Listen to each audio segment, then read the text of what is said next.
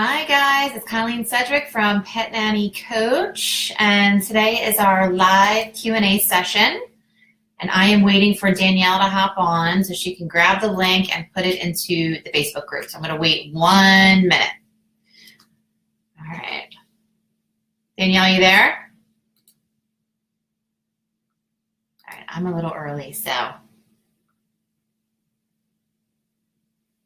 let's see.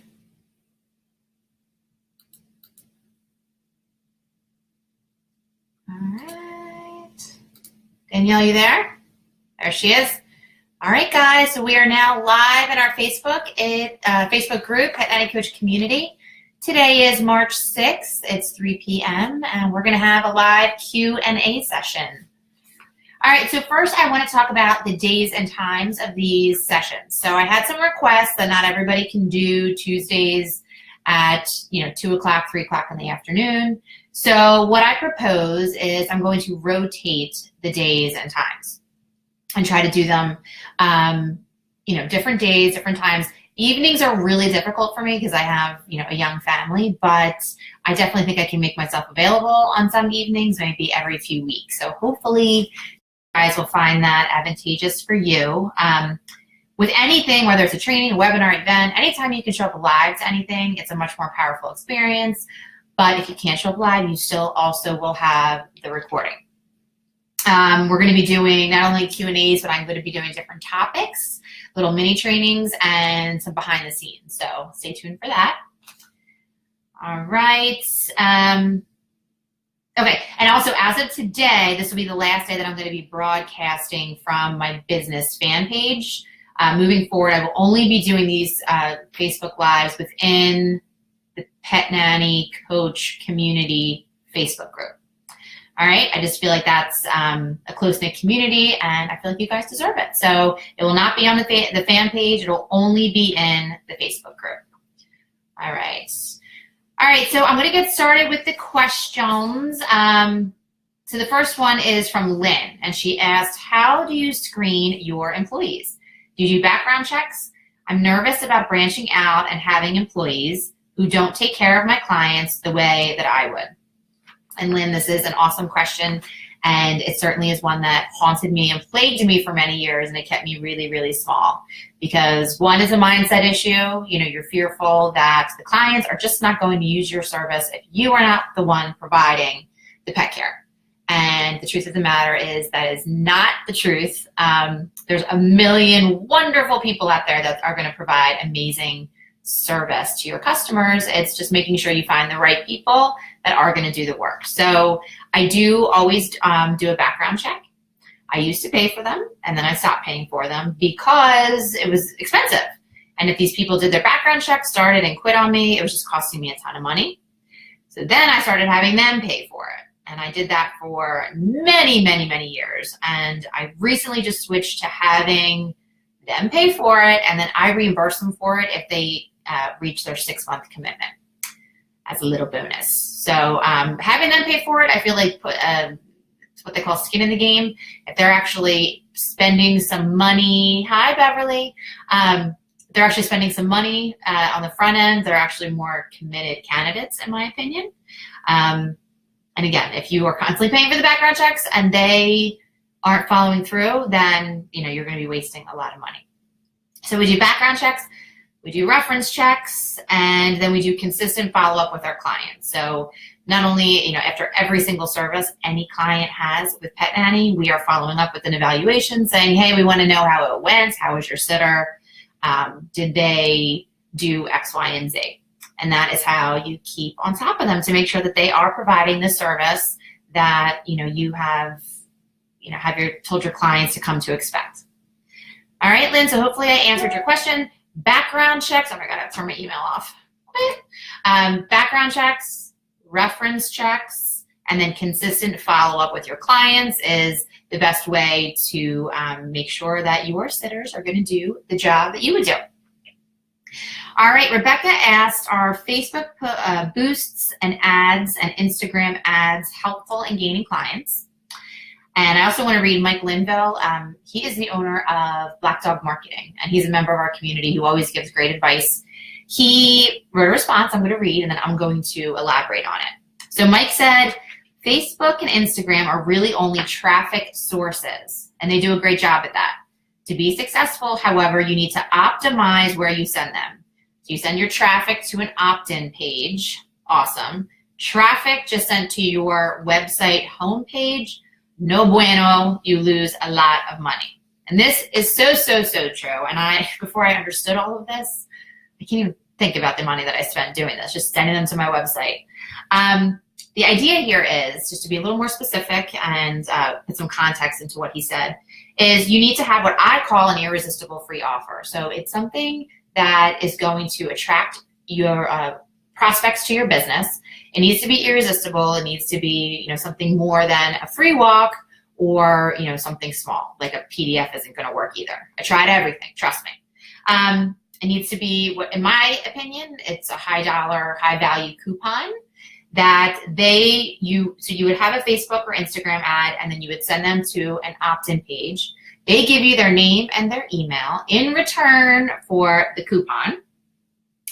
They are then automatically started on a nurture campaign. And this is where in the campaign you try to convert them into a paying client and to cash in on that free offer. So a nurture campaign, you would have an email sequence set up where you're saying, hey, don't forget to use your coupon. This is why Pet Nanny is so great. If they don't take action, they get a second email and it says, hey, don't forget you have a coupon. And, here's a pain point. One time somebody lost Dr. Watson, a pet sitter, and I had to ride around the shore on my bike and my dog was missing. I never thought I was going to see him again. Pain point, we have a solution for you, a professional pet sitting business. Don't forget to use your coupon. So you're following up with them. You are nurturing them. All right, so hopefully that makes sense. Again, traffic source, Facebook and Instagram. Again, I don't use Instagram. I use Facebook, but I've heard Instagram is really great. But I would do Facebook to an opt-in page. So probably your next question is, where the heck do I get an opt-in page? There's things, a company called Lead Pages or ClickFunnels. Those are probably too expensive if you're just starting out.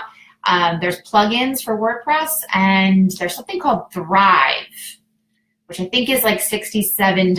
Hi, Barbie. Hi, Madison. Hi, Mary. Thrive, I think it's inexpensive, basically, and it's a one-time charge versus Lead Pages, charging you $37 a month for the rest of your life.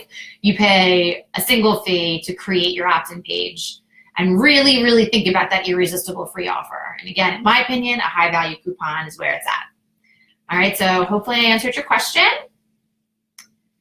Oh, God, I'm glad I wrote this down. You also want to be able to track conversion. So by you just sending somebody to your homepage, you're not able to see if any of that traffic is even converting. You don't know what you're paying for. But you can check, okay, I spent X amount of dollars on ads. I sent this many people to the opt-in page. This many people gave me their email address. That's a website conversion. Then you would need to track purchases. Now, how many of those people became clients? And that is how you are going to be able to evaluate whether these campaigns are worth it or not. Today, Danielle, if you're still here, my wonderful VA, she's setting up a campaign for me right now for hiring. So we'll see how it goes. I'll let you know next week. All right, next question. Hi, Kim. Yay. All right, Laura. Hi, I'm new to the group. Thanks for having me. I was wondering about everyone's cancellation policy. We charge clients if they cancel with less than 24 hours notice. Would love some feedback on this. Do most of you have a cancellation policy? Thank you. P.S. Writing from Europe. So, well, hello from Europe, Laura, and we're so happy to have you to be part of the group. So I'm going to tell you my cancellation policy, and then I'll give you my thoughts on it. All right, so this is exactly what I have written in my client welcome packet. It says, we adhere to a strict policy of no overbooking. Therefore, once you have contracted services, we will turn away business in order to accommodate your schedule. You will be charged for all visits and overnights without proper notice of cancellation. Midday breaks, 24-hour notice of cancellation. Pet sitting and kitty and small animal care, 48 hours notice of cancellation. Sleepover party or overnight sitting, 7 days notice of cancellation. 50% of total with less than 7 days notice, and 100% of total with less than 48 hours notice. That's the cancellation policy. That being said, I do not at all advise you guys to nickel and dime your customers. Things do come up. Crazy situations happen. We got hit with this crazy storm last Friday. People's flights were canceled. I would just rather credit them. They've already paid for their services. We have it in the form of a credit that they can use in the future. You will have your chronic cancelers, and those are the people that I would apply this to. Where you could always say, hey, this is a one-time, we're letting it go this one time because we understand things come up, but moving forward, just so we're clear, this is our cancellation policy. But I definitely think it's a case-by-case basis, and I would highly recommend that you don't go overboard with constantly, smacking your customers in the face with the cancellation fees. All right, are there any questions on that? All right, good. All right, Marky, we're on to you. Have your practices for onboarding ICs ever been audited or questioned? Has anyone ever checked if you were following the rules around ICs versus employees? How did that experience go? And yes, I have been audited. I was audited twice. It was the most nerve-wracking thing I had ever been through, but fortunately, I won both audits. They said I was using independent contractors correctly, and that I could continue to do so. As everybody who's in this industry knows, this is such a hot topic. I do not like giving advice on this. I really feel like you guys should go speak to your attorney, your accountant, and choose for yourself what is the best categorization of the people that work with your company. I just switched to employees, not because anybody made me switch to employees.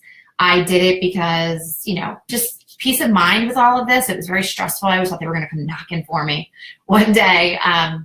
And I also wanted to attract a different type of person. I feel like the employee benefits that are offered with paid time off, workers' compensation, and those type of benefits were appealing. And I wanted to be able to offer it to the people that work for me. So that was the reason.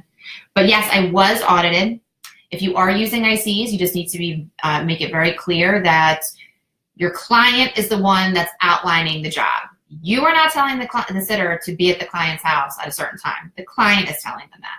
You are not telling them that they need to do X, Y, and Z when they're there. The client is telling them that they need to do X, Y, and Z while they're there. That is super important. It's outlined by the client. And the big thing is the insurance like that. And they're really, really coming down on this where they have to have their own insurance. If they don't, you are going to be dead in the water. So I don't mean to scare anybody, but I have a lot of experience with all this. I know a lot about it. Again, talk to an accountant, talk to an attorney, and get some professional advice to figure out what is the best route for you. But that is my experience. All righty. Let's see. Beverly. So this is what she said. I was wondering how you divide the visits among your staff. Do you let them pick and choose what visits they want to do, or do you assign them depending on when they're available? We assign them based on their availability. So they block out when they are unavailable inside of our software system. So if a client schedules service, and let's say Mary is their primary sitter, we will always try to book Mary for the job. If we go in and it says vacation conflict, it's blocked out, then we move on to the secondary sitter, and so on and so forth.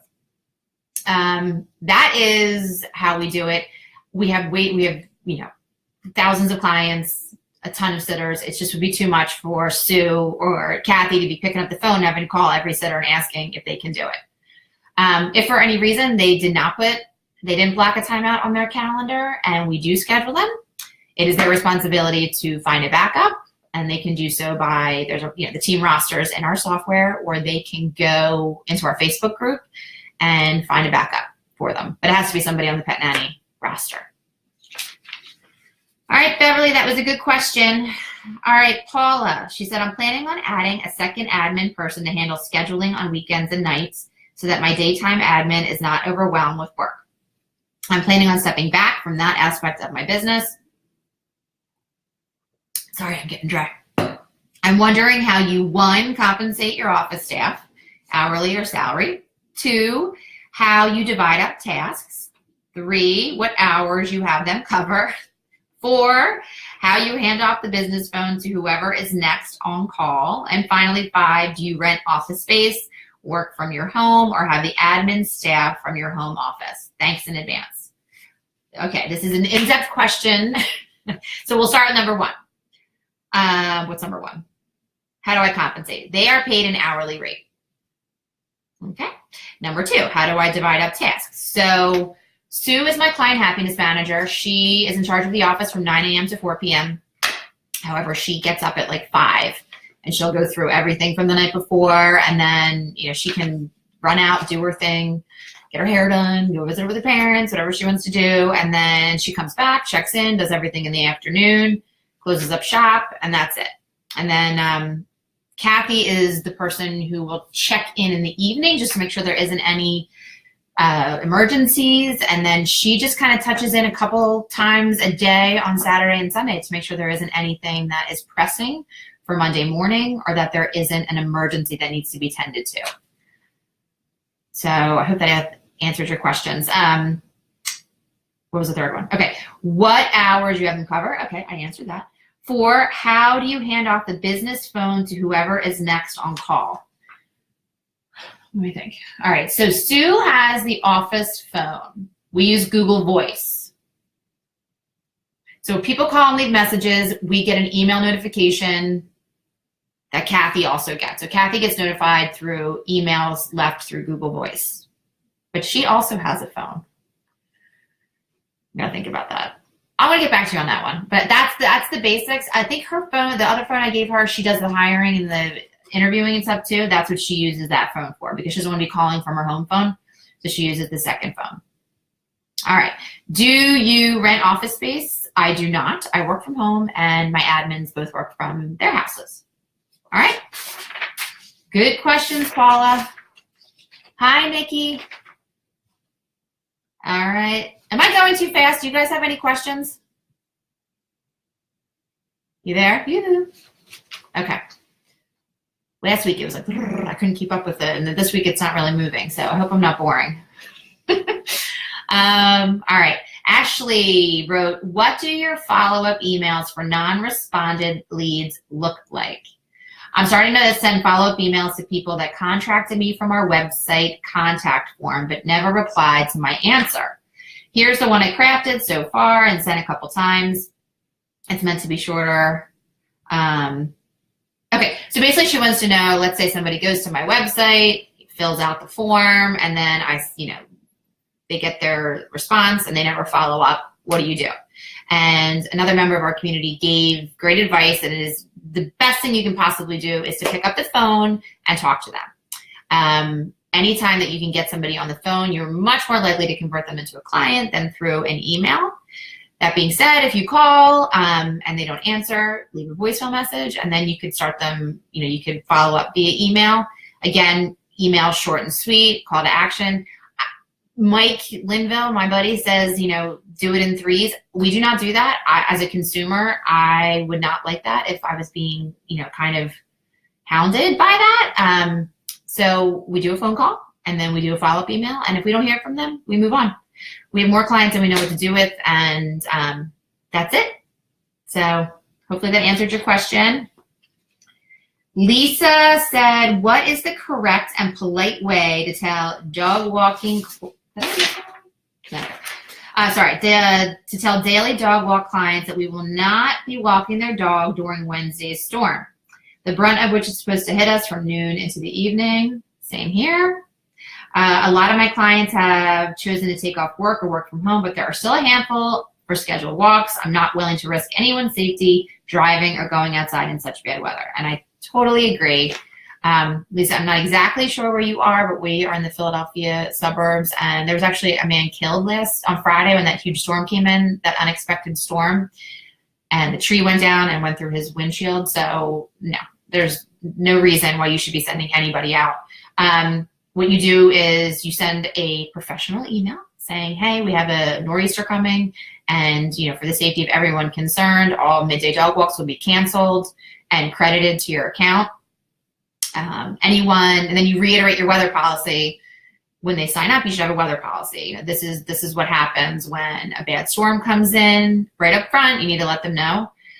Those that are on the pet sitting schedule, you need to make alternate arrangements. And this is where they get their backup plan activated. So again, something that you convey to them in the beginning, right from the beginning, that you, in cases of extreme weather, there needs to be a plan B.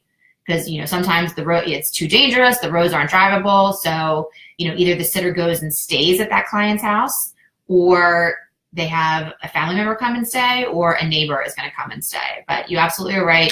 You should not be sending people out in bad weather where really bad things can happen. Somebody could get hurt. Totally agree. All righty. Daniel wanted to ask about internal evaluations of sitters based on their performance. What sort of grading do I give them? And I don't really grade them per se. I keep in constant, contact with my clients with follow-up, and we go from there. I don't actually write down and be like, this is an A sitter or a B. Maybe I should. It's maybe not a bad idea. But what we do is we follow up with every client after every service to make sure the sitter is living up to their, responsibilities and doing a good job. We have a mandatory call a month after they start, 3 months after they start, 9 months, and a year. And we're following up, going over everything, making sure that, they have any questions, we'll answer it. We give any feedback that we have. And we also give feedback, if we get a call and said, hey, the sitter, didn't put the dog leash back where we're supposed to go, and I don't really understand why. If Sue picks up the phone and calls the sitter and says, hey, you got to put the dog leash back where the client wants it left.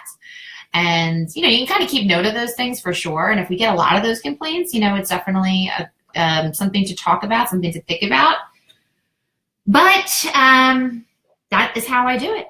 All right. So a 1 month call, 3 month call, 9 month call. I missed 6 month. 6 month call, 9 month call, and a year. That's it. All right, guys. That is all of the questions for today. Are there any questions I can answer for you? Live? No? Wow, so different from last week. Okay.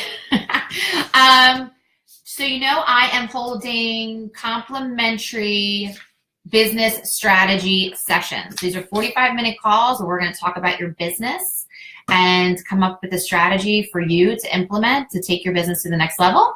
If you're interested in booking a call, you can go to meetwithcolleen.com and you can schedule there. And I would love to talk to you and see if there's any way that I can help to get you going and moving your business to the next level. All right. Nikki, anything? Did you have a question? Oh, so you're still struggling to get people to leave Google reviews, ideas. So last week, Nikki asked about, she's trying to get people to leave Google reviews. And I let her know that at the bottom of every single email, I have, hey, if you're happy with your service, go here and leave a Google review. You could ask them, Nikki. You could send them an email. Snail mail always works better than email, but an email might be good because it's actually clickable. But you could say, hey, if you were happy with your service, it would really help me and my business out. If you go here and leave us a review, I might have a special surprise for you. You don't want to bribe anybody into leaving you a review. But I always, anytime anyone leaves a review for me or writes me a testimonial, I always send a Starbucks gift card as a way of saying thank you.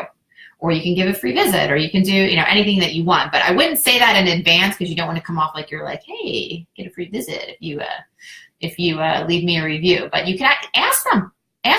Leave a note. If you're actually the one doing the sitting still, write them a note and say, hey, I'm really trying to build my business. My online reputation is super important. Do you think that you could go to Google and leave me a review? And, then follow up with an email with the link.